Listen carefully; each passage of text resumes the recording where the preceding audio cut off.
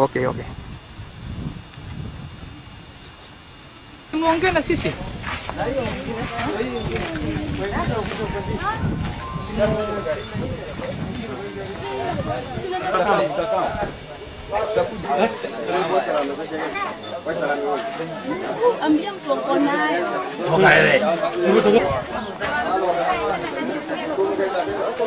So it was around 5, and guys started jumping up and down, running for their lives. But it's unfortunate that where they were going to is where the gunshots were coming from.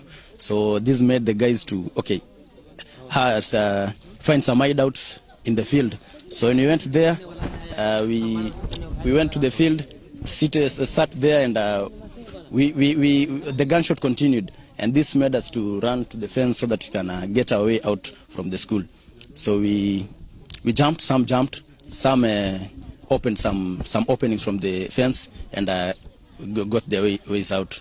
So as per now, we are hearing that some have been injured, some have been taken to the hospital.